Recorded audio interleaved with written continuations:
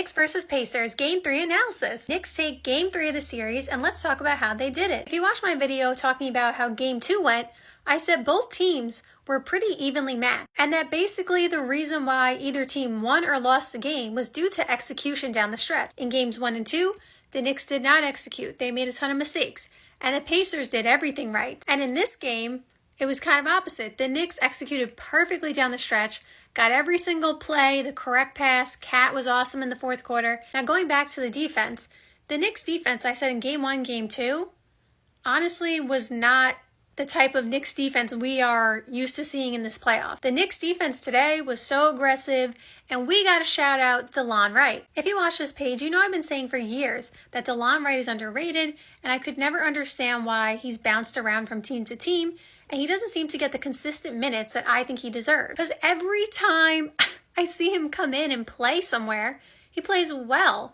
and he did it again today. He has not played all playoffs, and he comes in and made so many good defensive plays, even plays where he didn't necessarily get a steal or something like that.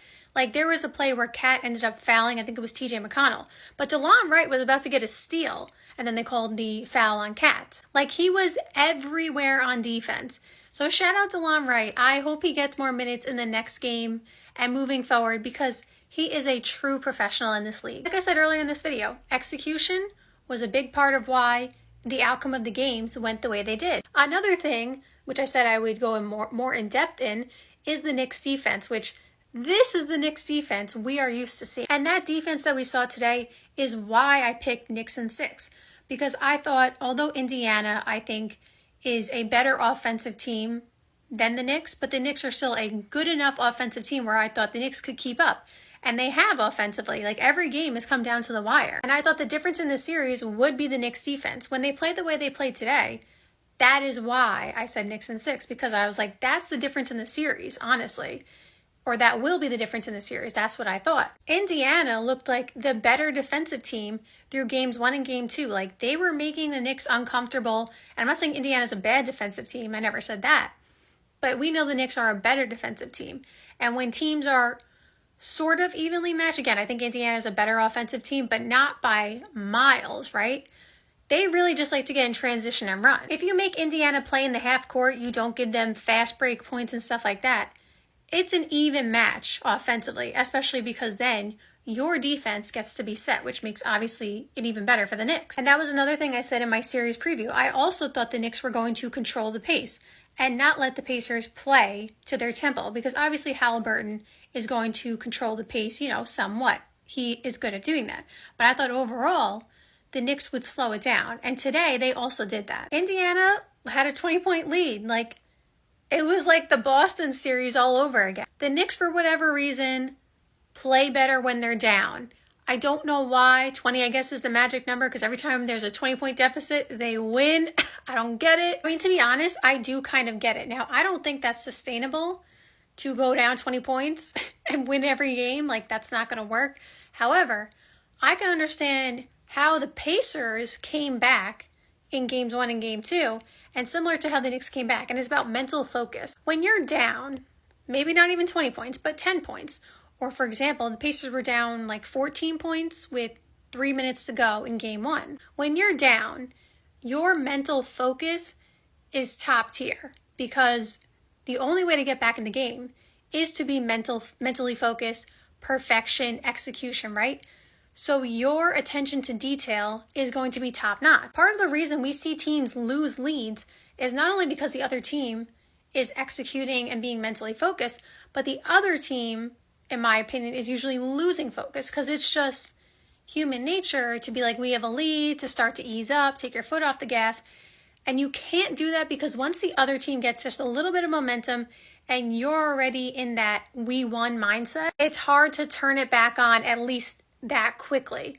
Like maybe if that happened in the second quarter, you could turn it back on. But if that happens again with 3 minutes to go in the fourth quarter, like it did in the Game 1, you can't really turn it back on that fast. And that's the problem with, everybody. And the Pacers, who had a 20-point lead, and honestly in this game, I don't even think they really lost focus, like the way I was just saying other teams do sometimes.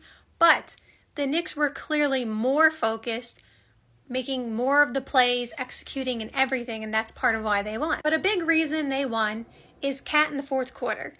But it's not just that he scored 20 points, it's that he did something that a lot of us want to see him do more. And that is literally go to the basket and force his way there, because he got fouled basically every time.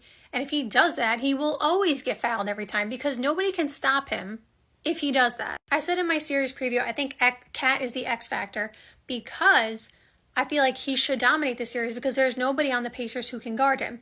Because as you saw, when he took it to the paint, took it to the rack, whatever you want to say, when he got in the paint, Miles Turner had to foul him to stop him. Tony Bradley had to foul him to stop him. Whoever was on, Pascal Siakam too. Everybody, the only way to stop him was to foul him. I also felt like Haliburton tried to get it going too late. And at that point, not only were the Knicks, mentally focused on coming back from the 20-point deficit, but it was a little too late for Tyrese Haliburton to get into rhythm. I know Haliburton is a pass-first point guard, and he has plenty of options on the team. As we saw, Pascal Siakam had 39 the game before. He doesn't necessarily always have to score 35 and they win. He is pass first. However, time and score, and I feel like Tyrese Haliburton should have just drove to the basket, once he saw the Knicks starting to chip away at the lead. Because this is my opinion. I don't know how many people are going to agree or disagree with me. Tyrese Haliburton hits the three at the top of the key. I think this was in the fourth quarter. I forgot exactly when this was, but this is definitely when the Knicks were making their run. And it was a big basket. The Pacers needed that. And then on the next play of the game, Tyrese Haliburton does the exact same thing. I think it was maybe a little bit further out, but it was basically the same three shot. And he missed that one. And I said it in the moment. I said, I don't understand why he took that shot, because they could have gotten a way better shot and they didn't need a three at that point. Maybe that was even when they had just taken the lead back from the Knicks and they had gotten up one. Maybe that's when it was. Because towards the end of the game, it was going back and forth a little bit. I think it might have been around that time. I'm trying to remember the time and score. But I just remember thinking there was no need for Tyrese Haliburton to take that three. It felt like kind of how Boston wanted to just punch out the Knicks basically in game one. You could tell they were just trying to make it rain on the Knicks, talking about Boston, so they could just blow them out and then just rest easy, right? They were trying to go for the kill right away. And I felt like Tyrese Haliburton, not obviously blaming him for the loss, but what I'm saying is that second three-point shot was not necessary. And I felt like he was trying to go for the kill when he didn't have to do that. Sometimes making the big plays, if you want to call it something like that, is not necessarily the right play. Now, they will live with Tyrese Haliburton taking that shot every day because it was not there was three people on him. It was a pretty good look. But I just feel like personally, he should have drove to the basket on that one because he probably would have got the foul call. Or pass it out to someone else. I don't remember exactly where everyone was standing and stuff like that. I just remember he got the screen and Mikal Bridges was the one who was trying to guard him, obviously, and he got a pretty good look.